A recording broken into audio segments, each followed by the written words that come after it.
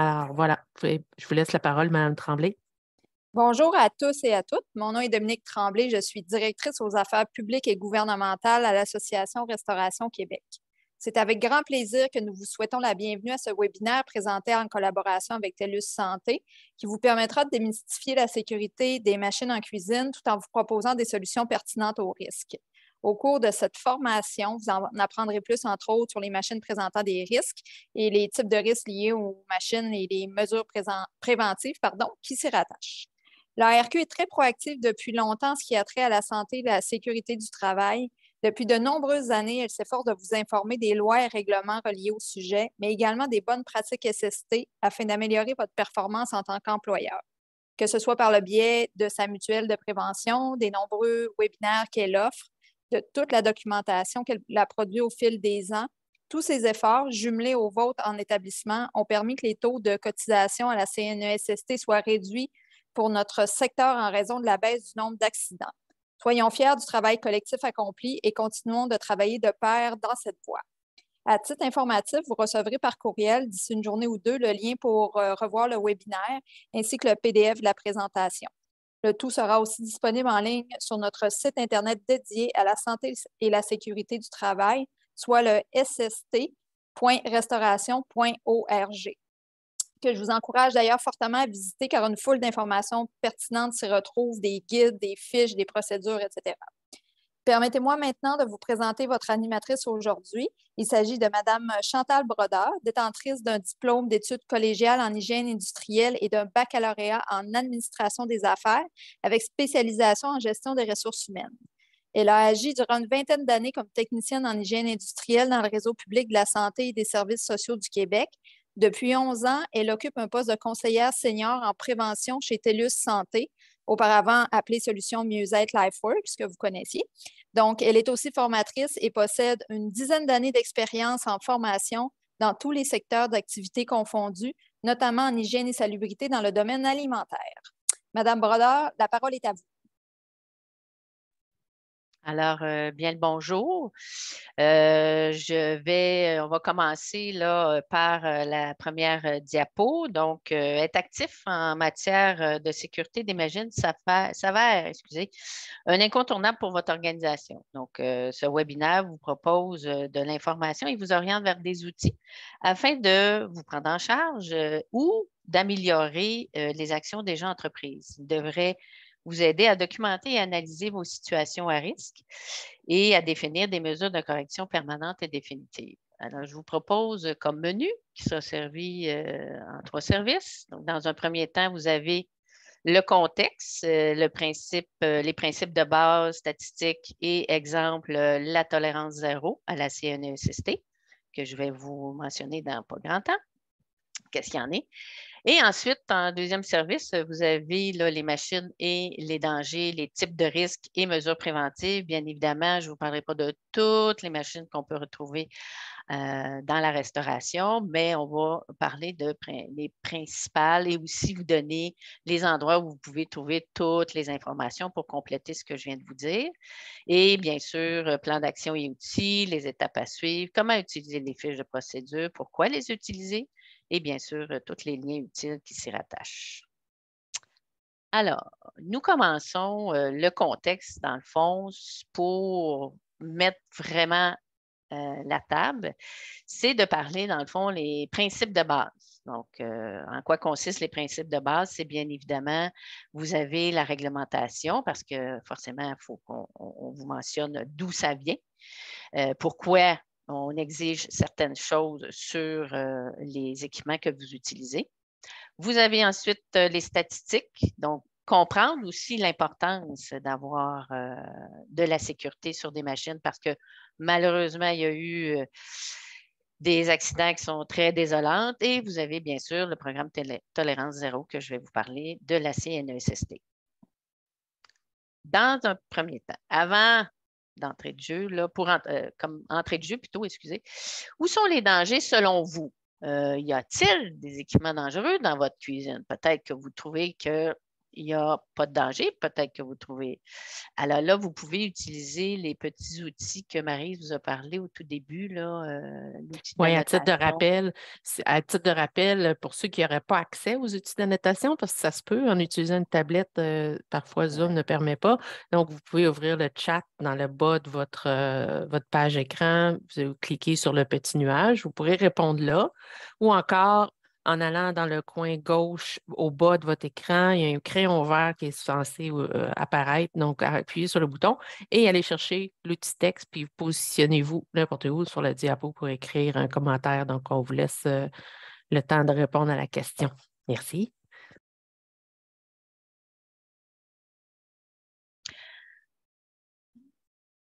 Donc, peut-être que Il y a un premier commentaire. Il y a un premier commentaire.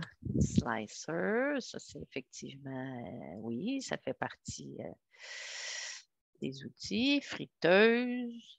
Ensuite, est-ce que vous voyez d'autres dangers? L'huile de friture, OK. Ensuite, les couteaux, OK. C'est intéressant ce que vous écrivez. Ensuite, mandoline, oui, c'est une arme à destruction massive, ça, la mandoline. Ensuite, mélangeur, plancher, oui. Alors, est-ce que vous en avez d'autres? Glissant, oui, c'est ce que j'avais compris. Est-ce qu'il y en a d'autres qui veulent s'exprimer?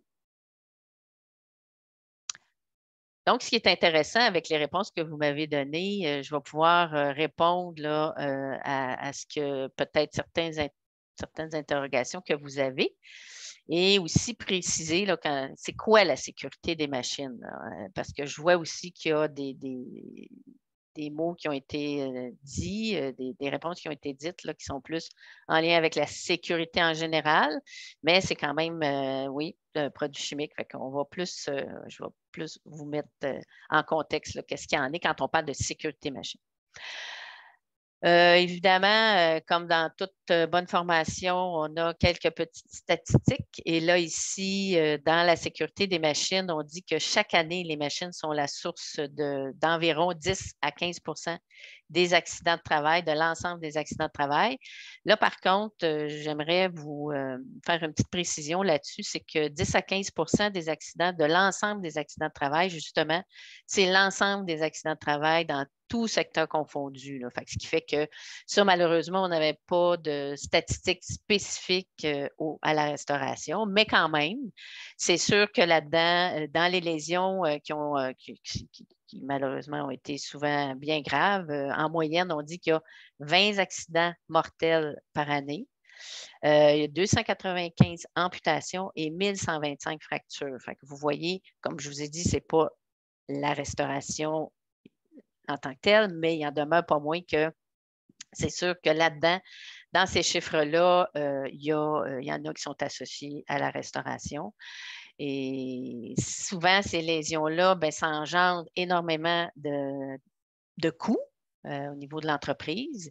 Et aussi, c'est des coûts directs, mais vous avez aussi les coûts indirects, dans le sens que quand vous avez une personne qui a été victime d'une amputation, c'est clair que si elle a eu des témoins, s'il y a des gens autour d'elle qui ont été témoins de cet accident-là, ça a des dommages collatéraux. Donc, il y a une espèce de vague de peur qui s'installe. Fait que c'est sûr que ça, en plus que ça coûte cher à l'entreprise, il y a aussi tous les dommages collatéraux. Il faut remplacer cette personne-là en attendant son retour au travail. Si c'est un accident mortel, là, c'est sûr qu'il faut remplacer la personne. On parle de l'expertise. Bref, il y a beaucoup de coûts qui sont reliés à ça.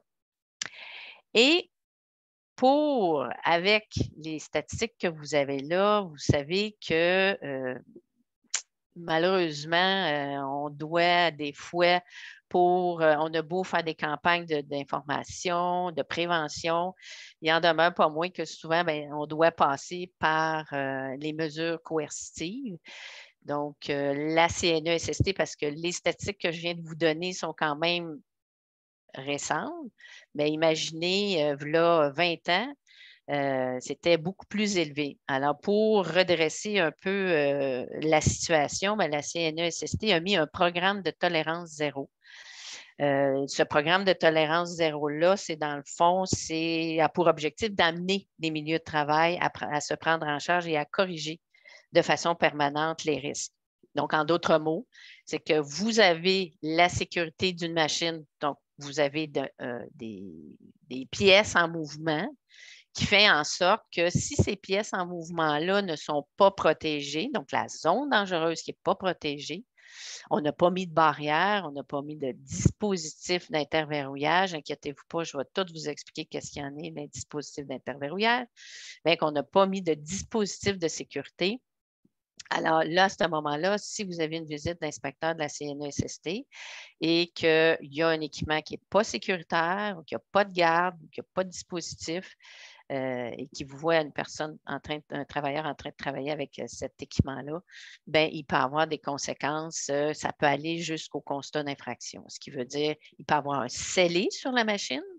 Un scellé sur la machine représente, je ne peux plus l'utiliser. Donc, l'employeur ne peut plus utiliser cet équipement-là tant et aussi longtemps que l'équipement n'est pas mis aux normes.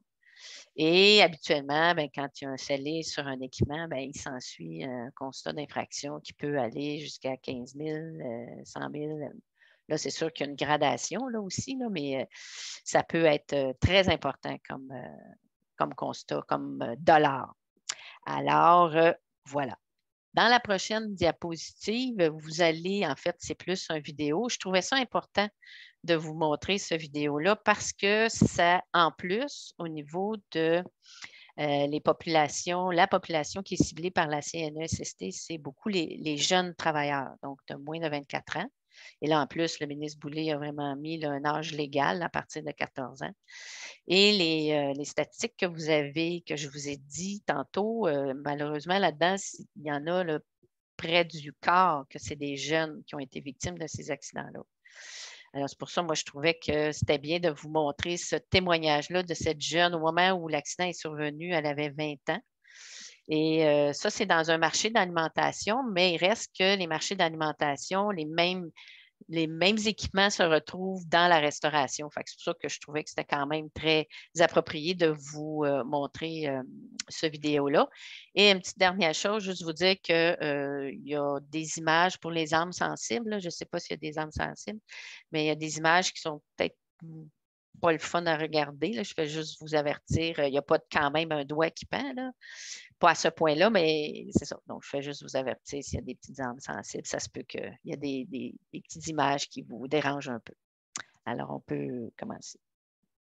Je m'appelle Andréane Lessard, j'ai 21 ans.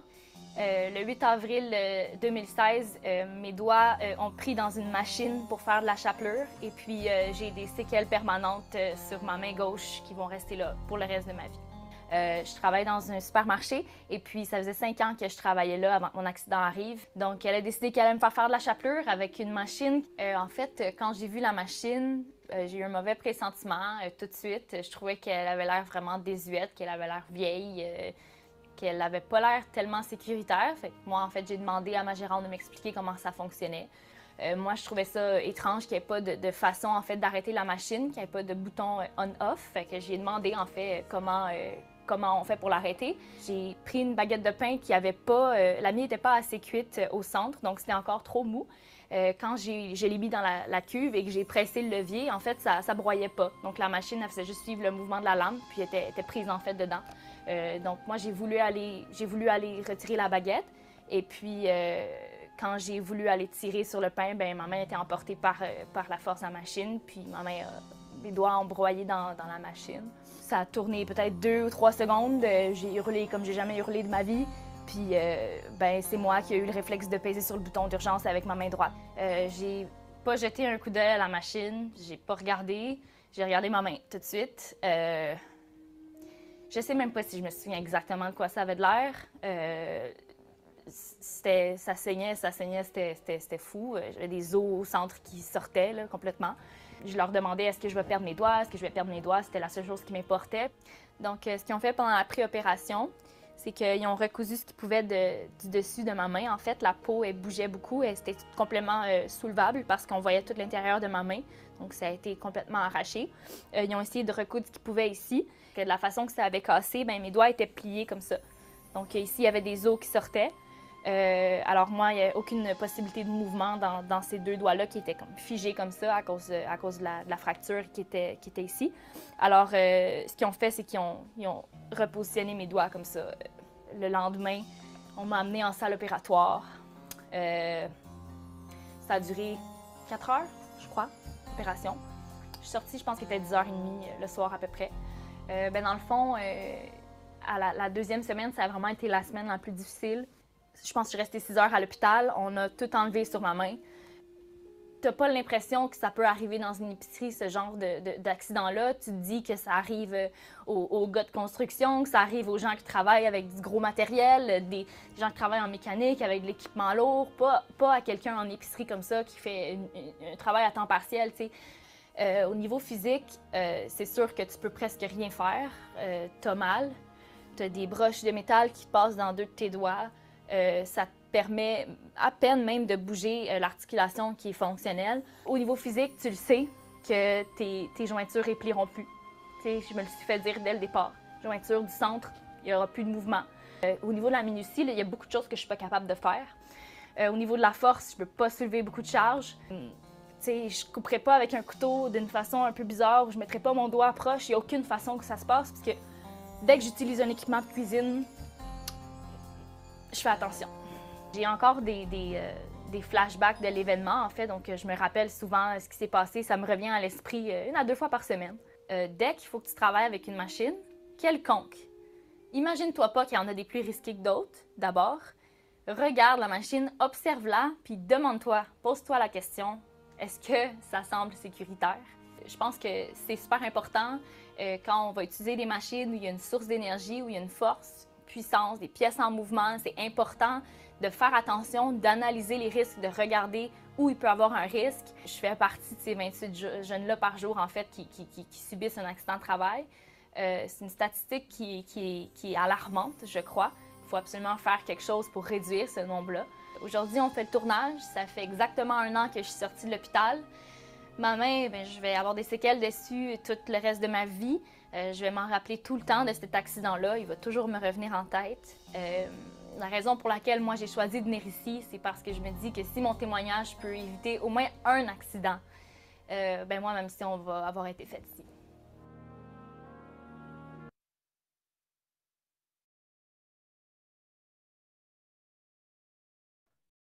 Alors, comme vous avez pu entendre aussi dans ce témoignage-là, elle disait que 28 accidents par jour chez les jeunes de moins de 24 ans. Alors, comme elle disait, c'est assez alarmant là, comme statistique. Et aussi, je trouvais que la conclusion, en fait, ce qu'elle a mentionné dans sa vidéo, c'est que tu disais, si moi, je peux influencer des employeurs, des jeunes à faire attention que peu importe un équipement que tu utilises, que ce soit dans n'importe quel milieu de travail, tu dois te poser la question à savoir s'il y a un danger à utiliser cet équipement-là. Pour pouvoir continuer avec, dans le contexte, là, dans mon premier service, j'avais, entre autres, je vous avais dit que j'étais pour parler d'un peu de réglementation. Et bien sûr, nous devons passer par la loi sur la santé et sécurité. On dit que l'employeur, les obligations, et probablement que ce n'est pas le premier webinaire que vous suivez, vous êtes habitué de l'entendre, celle-là, mais c'est un mal nécessaire. Donc, l'employeur doit prendre les mesures nécessaires pour protéger la santé et la sécurité, l'intégrité physique et psychique. Dans le fond, là, on parle de sécurité des machines. Donc, vous avez un équipement que vous utilisez, vous devez vous assurer que cet équipement-là, elle est sécuritaire. Donc, s'il y a, on prend l'exemple du mélangeur, il y a un arbre de rotation. Donc, quand j'utilise ce mélangeur-là, est-ce que j'ai un garde qui est adéquat, qui respecte les normes pour m'assurer que le travailleur ou la travailleuse, elle travaille en sécurité? Et en même temps, ça me permet aussi, parce qu'on parle toujours de diligence raisonnable, Donc, pour faire preuve de diligence raisonnable, je dois mettre en place, répondre à mes 3 devoirs en tant qu'employeur. C'est le devoir de prévoyance. Donc, le devoir de prévoyance, c'est identifier les risques, appliquer les mesures. Le devoir d'efficacité, donc m'assurer que les mesures que j'ai mises en place, donc le garde que j'ai mis sur mon mélangeur, est-ce qu'il est fonctionnel? Est-ce qu'il est utilisé de la bonne façon? Est-ce qu'il est nettoyé de la bonne façon? Et vous avez bien sûr le devoir d'autorité. Ça, ce que ça veut dire, c'est que, et ça, c'est le plus, je vous dirais, le plus important, pas le plus important, mais un des points importants, c'est que lorsque vous voyez un de vos travailleurs qui n'utilise pas un équipement avec le protecteur qui est conforme, vous devez, que vous voyez que c'est récurrent, vous devez mettre des mesures disciplinaires. Souvent, ce qu'on reçoit comme commentaire en tant que conseillère ou conseiller, c'est oui, mais là, moi, je ne veux pas mettre de mesures disciplinaires, je ne veux pas que ce travailleur parte parce que je trouve à cause de la pénurie de main-d'œuvre. Et ce qu'on leur répond, c'est justement parce qu'il y a une pénurie de main-d'œuvre, je ne veux surtout pas qu'ils partent en arrêt de travail et je ne veux pas perdre cette expertise-là. Avant, c'était important aussi, mais encore plus aujourd'hui, c'est très important. Donc, si vous avez des travailleurs qui ne respectent pas les règles, vous devez y aller avec des mesures disciplinaires, malheureusement, même si ce n'est pas ça qu'on veut. Mais des fois, on n'a pas le choix pour s'assurer que les autres travailleurs vont comprendre. L'autre chose, c'est que, je vous ai dit, oui, l'employeur a beaucoup de responsabilités, a beaucoup d'obligations, mais aussi le travailleur a des responsabilités. Donc, a des obligations, c'est de respecter les règles de santé et de sécurité pour assurer sa protection. Et aussi, avec la modernisation de la loi, bien que ce n'est pas le sujet d'aujourd'hui, mais je ne peux pas passer à côté de mentionner la modernisation de la loi qui dit qu'on doit mettre des mécanismes de participation pour pouvoir justement mettre notre travailleur encore plus à l'avant-plan, encore plus l'impliquer parce qu'on dit toujours que la santé et sécurité, c'est l'affaire de tous. Donc, en l'impliquant de plus en plus à améliorer la santé, la sécurité et la gestion, c'est sûr que vous allez avoir des travailleurs qui sont motivés à participer à l'identification des risques. Maintenant, nous allons poursuivre avec le règlement sur la santé et sécurité du travail qui est spécifiquement pour notre sécurité des machines. Vous avez la zone dangereuse. On a défini qu'est-ce qu'une zone dangereuse et qu'est-ce qu'un protecteur. Alors ici, la zone dangereuse, c'est toute zone située à l'intérieur ou autour d'une machine qui présente un risque. Donc, comme je vous ai dit, si j'ai un angle rentrant, si j'ai un arbre de rotation, si j'ai une lame qui coupe, j'ai une lame qui tourne comme le trancheur. Donc, je dois m'assurer que lorsque je travaille avec cet équipement-là, que je mette un protecteur pour mettre une barrière entre notre travailleur et l'équipement en question. Et d'ailleurs, toujours dans cette même optique-là, dans la définition, vous avez protecteur, donc élément d'une machine, utilisé pour isoler au moyen d'une barrière matérielle une zone dangereuse. Donc, vous avez bien compris, on a identifié une zone dangereuse, une pièce en mouvement et ensuite, vous avez le protecteur que je dois mettre en place. Et c'est là que je vais vous parler un petit peu plus, là, sans vous mentionner, encore une fois, est-ce que vos machines sont-elles visées par ce règlement? Bien sûr que vos machines sont visées par ce règlement.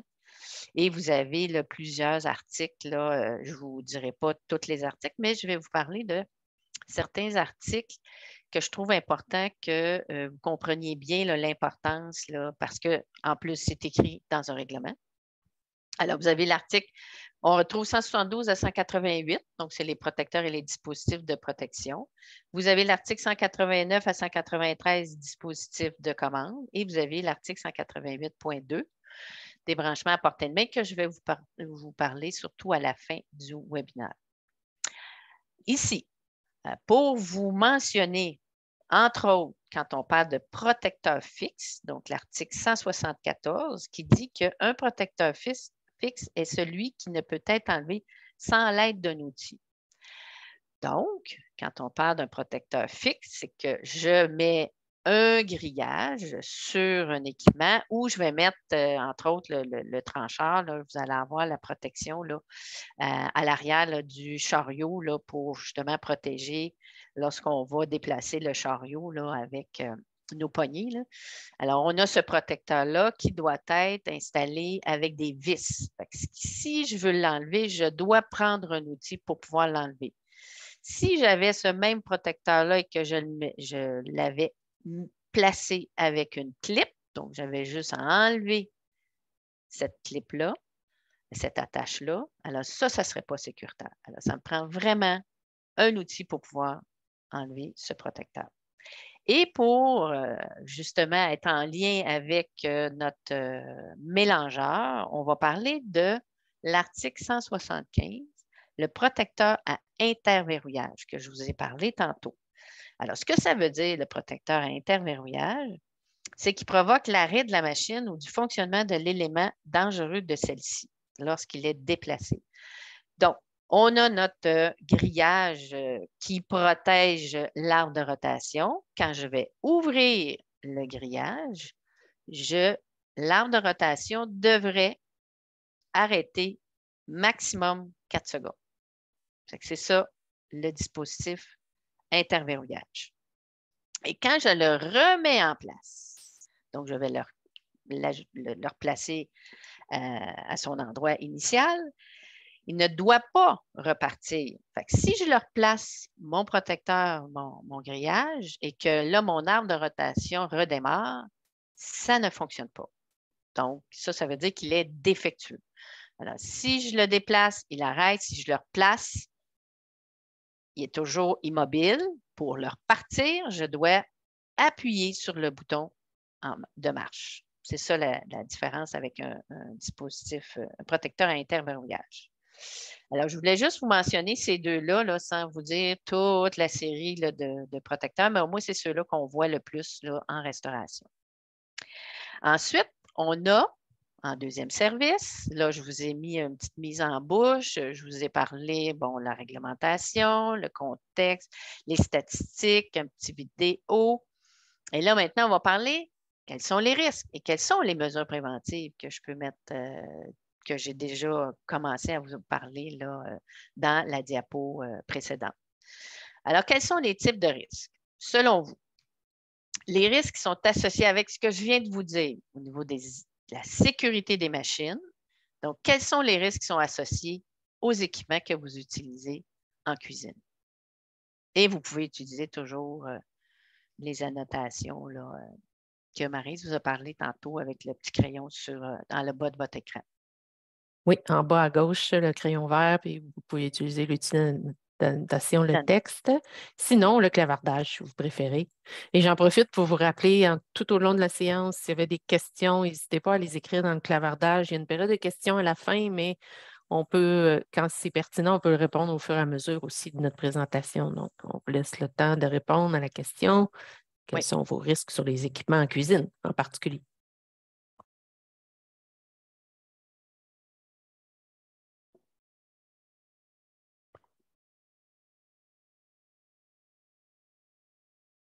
Avec ce que je viens de vous dire, est-ce que vous voyez qu'il y a des... Ah, c'est ça, voilà. Coupure, fracture, effectivement, brûlure, oui, effectivement. Est-ce qu'il y a autre chose que vous pourriez voir avec ces... Pensez aux différents équipements là, qui demandent une protection autour de vos équipements.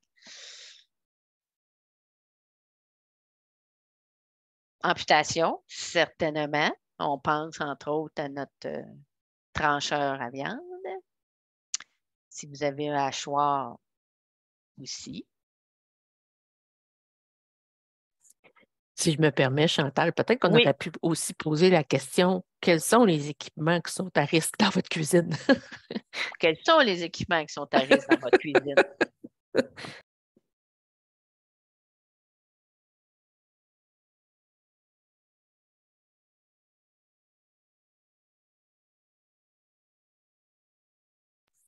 Alors, encore quelques secondes avant qu'on poursuive.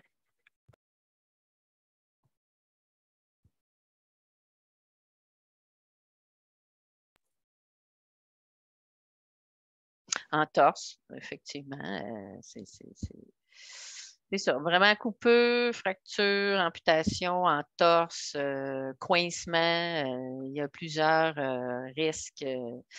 Et aussi, ce que disait Marie, c'est quels sont les équipements qui sont à risque. Là, je vous ai demandé les risques associés à vos équipements, mais quels sont les équipements qui sont à risque? Je vous en ai donné quelques-uns.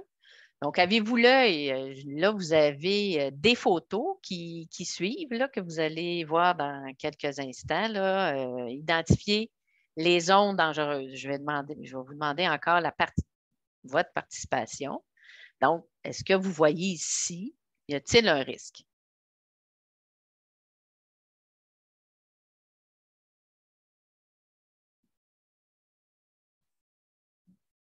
Vous pouvez utiliser le clavardage aussi. Ou encore, il y a l'outil étampe. Là, il n'y a pas de garde ici. Ah, on a un premier commentaire. Pas de garde. Pas de garde. OK. Une partie, oui. Ensuite, pas de garde.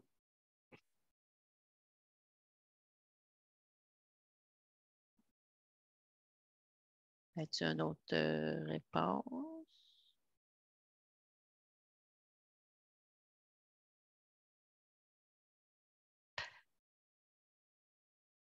Je pense qu'on va pouvoir continuer, Ouais. Chantal. Oui. Il y a peut-être un souci au niveau des outils d'annotation. C'est sûr que le format n'est pas toujours parfait pour tout le monde. Donc, je te laisse continuer. OK. Bon, ici, effectivement, ben, dans le fond, c'est aussi la poignée là, qui doit être de 25 en fait, 15 cm plus 10 cm. C'est sûr qu'ici, là, elle n'est pas du tout conforme. Vous avez ici, là, peut-être qu'on voit la protection. Là, il y a un risque là, encore là, d'avoir une zone là, qui est peut-être pas protégée, peut-être plus difficile à voir, là, mais il y a ici. Ensuite, vous avez, là, on ne voit pas là, le bouton de démarrage, si on ne le voit pas, mais c'est beaucoup, en fait, je voulais apporter votre attention sur cette poignée-ci. Là. Ou l'autre photo? Oui, ça ne sera pas long. Je vais juste enlever mes outils d'annotation. Pas de problème. Ici, est-ce que vous voyez un problème?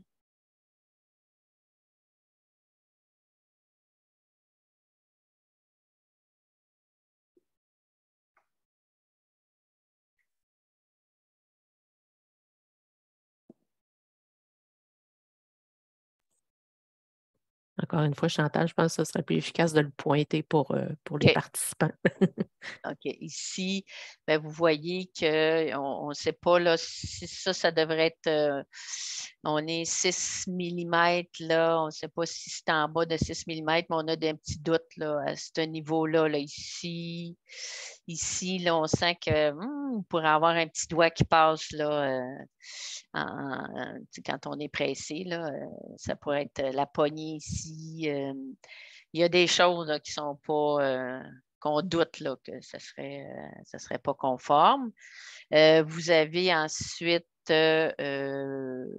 au niveau, je pense qu'on a fait le tour. C'est sûr que c'est une photo, oui, la poignée, comme je parlais tantôt, la photo précédente, là, on n'avait pas cette.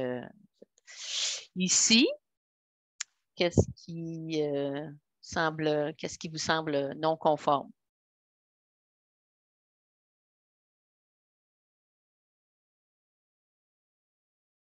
Vous avez la protection là, ici qu'on n'a pas du tout, du tout, du tout. Donc, on a le chariot, on a, puis ça ici aussi, là, la longueur de notre poignée n'est pas du tout conforme non plus. Fait qu'ici, on voit là, qu'on pourrait avoir un bel accident là, en vue, là, si moindrement la personne n'est pas attentive.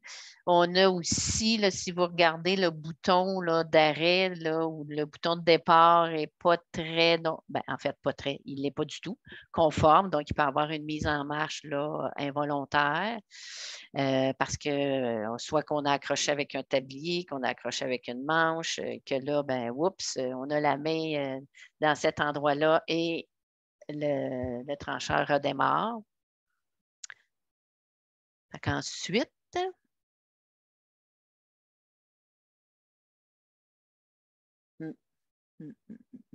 Un autre qui semble un petit peu... Est-ce que vous voyez?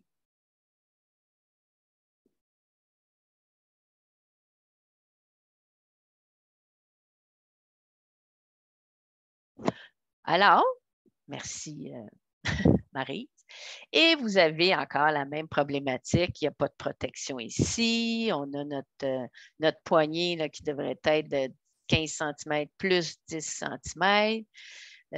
Bon, ici, on voit quand même qu'il y a une protection, mais c'est surtout, comme je vous disais, là, c'est souvent ça qu'on voit d'ailleurs chez nos clients, là, cette espèce de protection là, qu'on appelle le protège-doigt, qu'on ne met pas ici, qu'on l'a enlevé, puis qu'on ne le remet pas parce qu'on l'a lavé, puis on ne le remet pas en place. Alors, c'est surtout... malheureusement, qu'on voit là, ça, là. C'est vraiment cette partie-ci là, qu'on enlève. Et c'est là, je vous disais que ce protecteur fixe-là, on doit prendre un outil pour pouvoir l'enlever. Donc, ça ne doit pas être une attache là, qui est facilement enlevable. Et là, ben, vous avez ici là, je vais vous le lire. Et tout ça pour vous dire aussi qu'il ne faut pas, j'oublie de vous dire, que ce que vous voyez là, c'est les procédures de travail que vous retrouvez sur le site de l'ARQ. Tantôt, on va vous montrer là, comment on peut y avoir accès. Mais tout ça, vous retrouvez, je ne sais pas s'il y en a qui voulaient prendre des notes, ne vous inquiétez pas, vous allez avoir tout ça là, sur le site de l'ARQ. Je vais vous lire quand même, ça vaut la peine de le lire. La lame doit être protégée sur toute la partie qui ne sert pas à couper la viande. L'espace entre le tranchant de la lame et la protection autour doit être au plus 6 mm parce que l'usure de la lame est trop importante. L'ouverture de la lame ne doit pas être supérieure à 40 cm. Donc, à partir d'ici, j'ouvre ma lame. Donc, ça ne doit pas être plus que, pas 46, j'ai dit 45, 40 cm. Ouf, oui, là, c'est vrai que c'est dangereux. 40 mm. Ensuite, lorsque le porte-produit est enlevé, la lame ne doit pas être ouverte. Donc, plus que 0. Et la lame, l'arrêt de la lame du trancheur doit se faire 4 secondes ou moins après la demande d'arrêt. Donc, on fait 1001, 1002, 1003, 1004 et c'est vraiment, et ça ne doit pas dépasser ce temps d'arrêt-là. Si c'est 6, 7, 8, non, ce n'est pas conforme.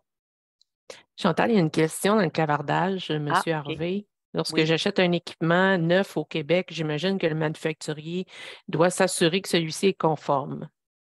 Oui, très certainement, M. Harvey. Il doit s'assurer que l'équipement est conforme. D'ailleurs, il y a un article là, dans la loi qui dit que tout équipement qui est fabriqué au Québec doit être aux normes. Alors, si ça vient par contre d'ailleurs, ben là, c'est sûr que ce n'est pas les mêmes réglementations et c'est là où on doit adapter là, en fonction de notre réglementation. Où se trouve toujours la zone dangereuse? Effectivement, c'est bien indiqué. Donc, ici, vous avez là, la grille du mélangeur là, qui n'est pas conforme, donc qui n'est pas complètement fermée. Donc, ça, ce n'est pas du tout conforme. Ici, est-ce que vous voyez quelque chose de pas conforme? Je peux vous aider. Dans le fond, c'est la distance entre les barreaux là, qui n'est pas conforme. Ça doit être 3 cm. Ensuite, vous avez là, le petit bol. Là. Ça doit être 1,5 cm entre le bol et le grillage. Donc, ça aussi, ce n'est pas conforme. Puis quand je parlais tantôt de la sécurité des machines, là, je vous parlais de l'interverrouillage. Quand je lève le grillage, en principe, l'arbre de rotation devrait arrêter de tourner. Mais ça on ne sait pas, là, on ne le voit pas sur Ensuite, et vous avez, encore une fois ici, vous voyez l'arbre de rotation versus la protection là, de mon grillage. Là, il y a une très grande zone dangereuse, donc je peux très bien mettre insérer une main d'une personne, moindrement, ou si vous avez une personne, un jeune travailleur, ça peut rentrer, une jeune fille, ça peut rentrer très facilement. Donc, ça aussi, ce n'est pas conforme pour cet équipement-là. Même chose, je vous disais, là, je vous lis, il y en a plus que ça là, dans la procédure de l'ARQ, mais on vous en a mis juste deux points. Le temps d'arrêt, je vous disais, l'arbre de rotation, l'arrêt de l'arbre de rotation doit être au plus 4 secondes après l'ouverture d'un protecteur, donc grille ou abaissement du bol. Et le bouton d'arrêt doit être facilement accessible par l'opérateur. Une autre chose, où se trouvent les zones dangereuses pour notre coupe légumes?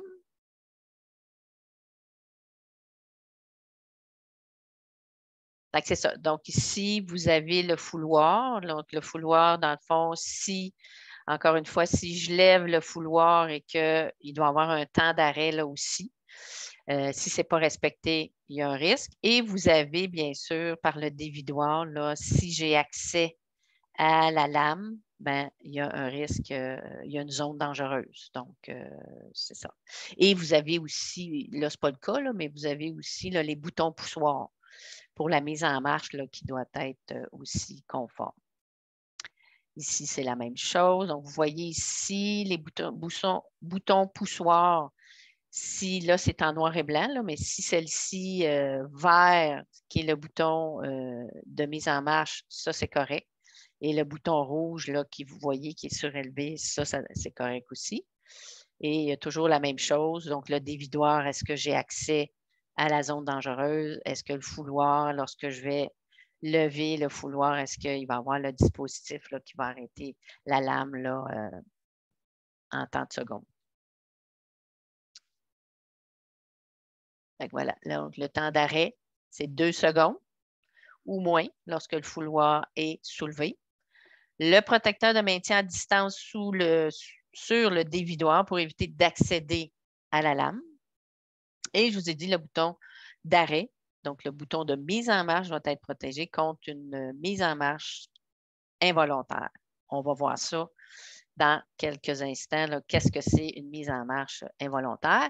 Ici, quand on parle de bouton d'arrêt d'urgence, parce que vous avez les boutons de mise en marche et vous avez les boutons d'arrêt et vous avez les boutons d'arrêt d'urgence. Alors, les boutons d'arrêt d'urgence, lequel est sécuritaire et conforme?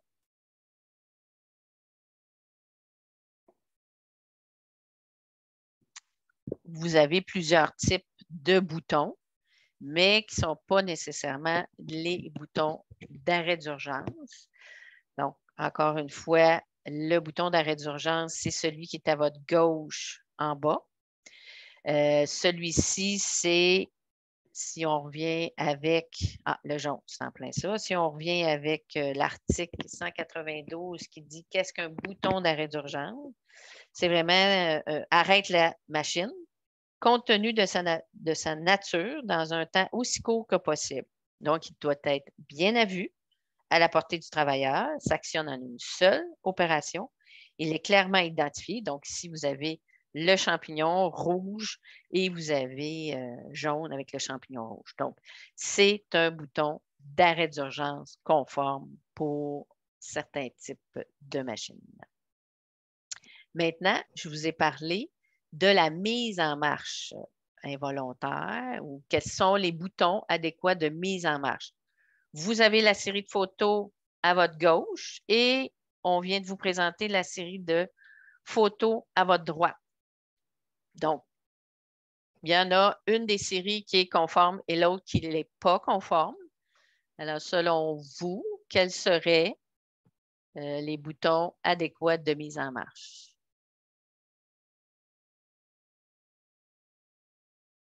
À gauche ou à droite? On peut voter dans le chat si vous désirez.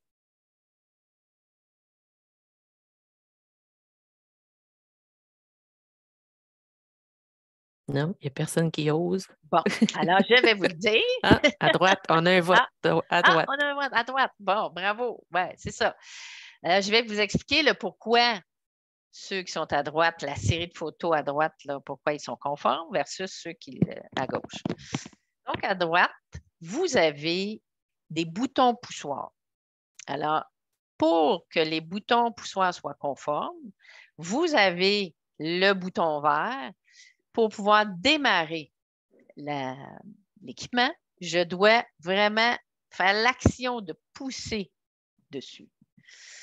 Tandis que ceux de gauche, je dois faire l'action aussi pour pouvoir le remettre en marche, sauf que ça, je peux les accrocher avec un tablier, avec une manche, je m'accote sur une hanche sur l'équipement, puis là, whoop, mon équipement repart.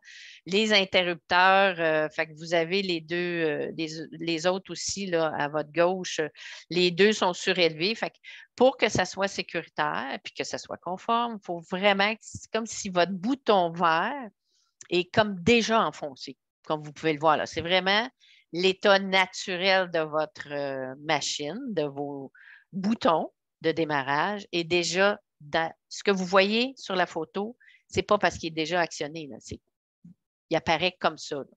Donc, ce qui est surélevé, c'est le bouton rouge. Fait que si jamais je l'accroche de façon accidentelle, ce n'est pas grave, il arrête. Ce n'est pas plus grave que ça.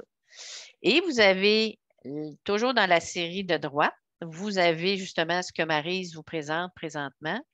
Vous avez là l'espèce de barre de protection. Donc, on a en plus ajouté une barre de protection pour être bien sûr qu'on ne touchera pas, on ne repartira pas l'équipement involontairement. Fait que là, vous avez l'information sur, quand on parle de boutons adéquats qui sont acceptés par la CNEC, qui sont conformes selon les équipements. Alors là, on a vu la réglementation, on a vu quelques équipements qu'on retrouve beaucoup dans les cuisines.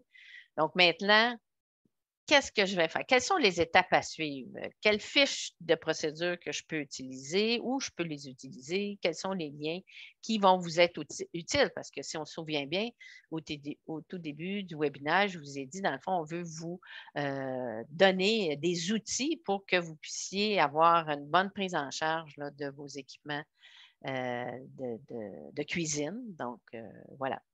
Fait ça va être les étapes. Je lui dis, bon, c'est beau. Fait qu'on peut poursuivre avec la prochaine diapo. Vous avez ici, comme je vous avais dit qu'il y avait,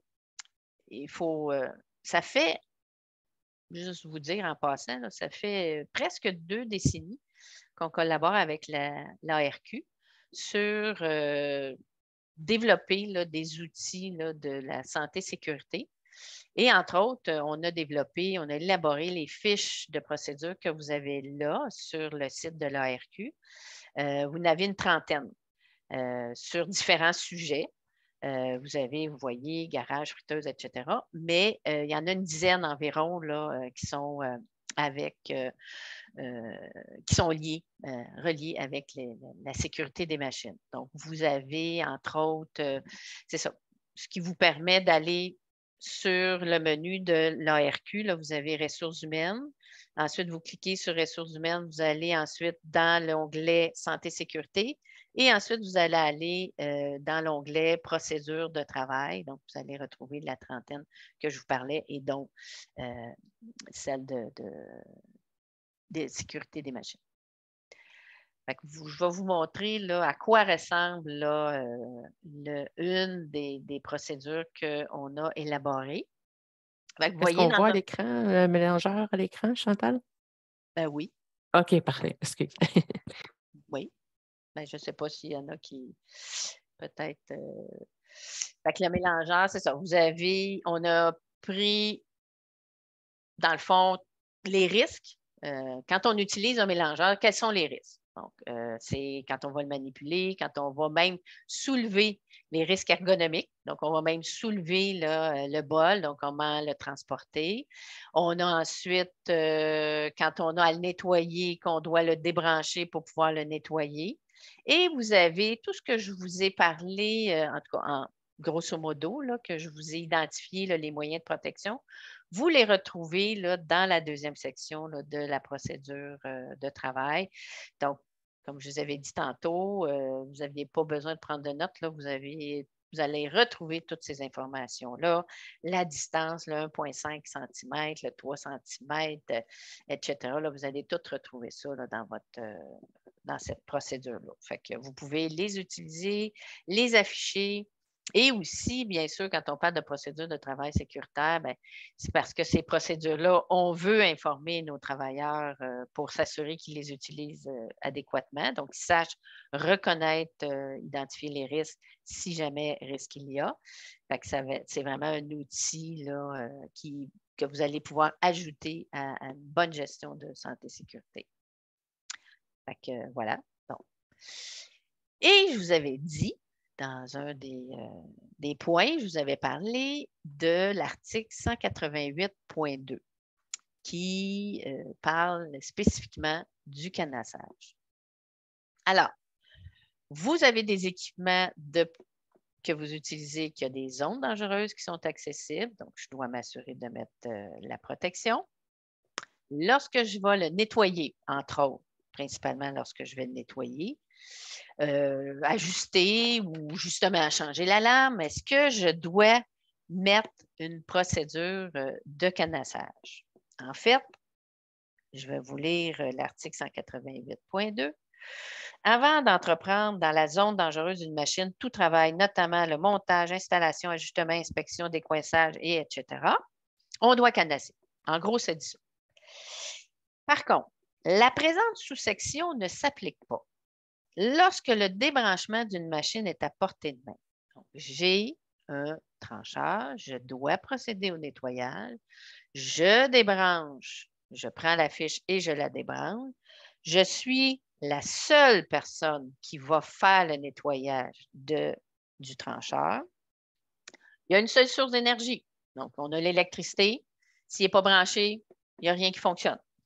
Et vous avez aussi, j'ai vraiment le contrôle exclusif de ma fiche électrique.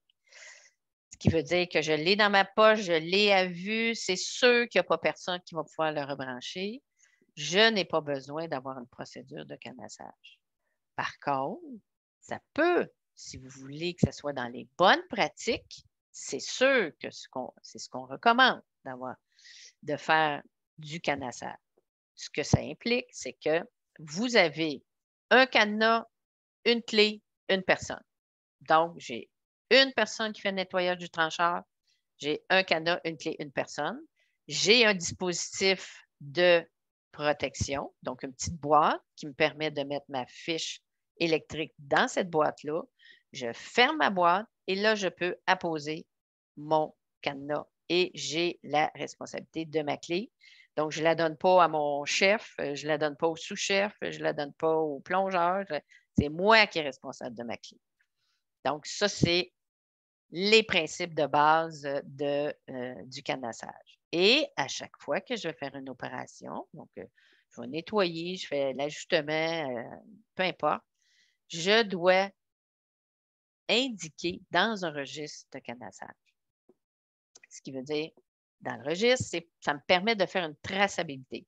Si moi, en tant qu'employeur, je veux qu'il y ait du cadenassage qui soit mis en place dans mon restaurant, bien, je vais m'assurer aussi que, par le registre, que les gens ont bien compris. Donc, ça me permet d'appliquer mon devoir d'efficacité. Donc, ça me permet de voir est-ce que les gens appliquent la procédure de cadenassage ou est-ce qu'ils ont oublié de mettre l'opération, d'indiquer l'opération.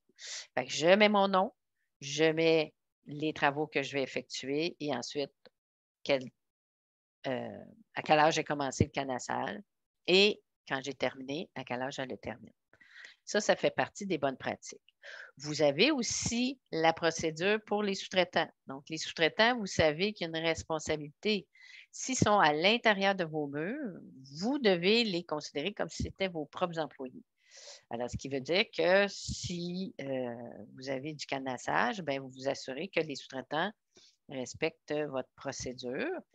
Et aussi, une des choses qui est extrêmement importante, c'est la mise hors d'usage d'un appareil. Ça, je l'ai vu très souvent. On a un trancheur, qui est souvent ça, le trancheur qui est placé sur une sur une étagère et qui n'a pas de protecteur. Donc, on a vraiment enlevé là, le protecteur sur le trancheur. Et là, ben, on a tout simplement mis la fiche électrique puis on l'a laissé là sur l'étagère. Ça, si vous ne mettez pas de dispositif de protection, donc la petite boîte avec le cadenas dessus, vous pouvez recevoir une infraction. Je m'explique parce que c'est arrivé à un de mes clients où lui, son équipement était hors d'usage, était même proche de la porte pour la revente ou peu importe. En tout cas, il s'en débarrassait. Et il n'y avait pas de protecteur sur cet équipement-là. Et l'inspecteur a vu ça. Et en plus, la fiche était très fonctionnelle. Donc, ou si vous avez vraiment un équipement qui est non fonctionnel, puis que vous voulez vraiment vous en débarrasser où il n'y a pas aucun risque que personne l'utilise, bien, c'est de couper la fiche. Ça, comme ça, c'est sûr qu'il n'y a pas personne qui va l'utiliser. Mais sinon, vous devez mettre, comme je vous ai dit, un dispositif. Et pour revenir à mon client, ben c'est ça. Donc, l'inspecteur a vu ça, la fiche l'équipement était très fonctionnel. Le client lui a dit non, non, elle s'en va au rebut, elle n'est pas utilisable. Oui, mais moi, qu'est-ce qui me dit qu'il n'y a pas personne qui va l'utiliser dans cet état-là?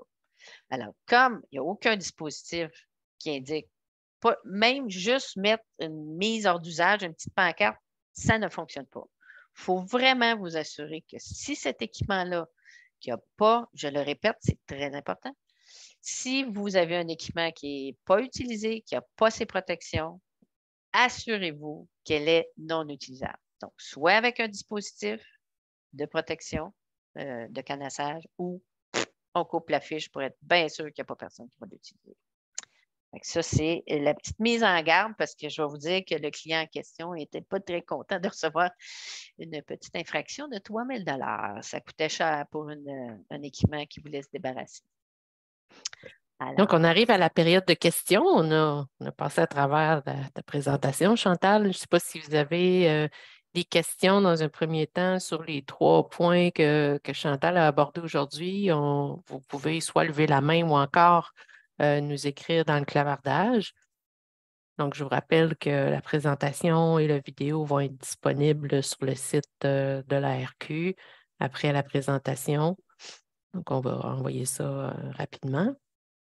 Est-ce que vous avez des questions sur soit la section contexte, les statistiques, les risques qu'on a observés avec les machines ou encore les outils?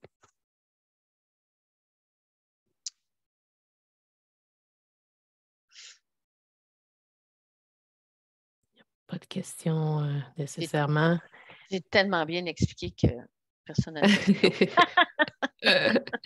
Avant que vous quittiez, d'ailleurs, il y a une autre question qu'on aime bien poser aux clients, là, à savoir, est-ce qu'il y a des choses que vous avez appris aujourd'hui et que vous utiliserez dans les prochaines semaines? Pour ceux qui doivent quitter, on comprend, là, il n'y a pas de souci.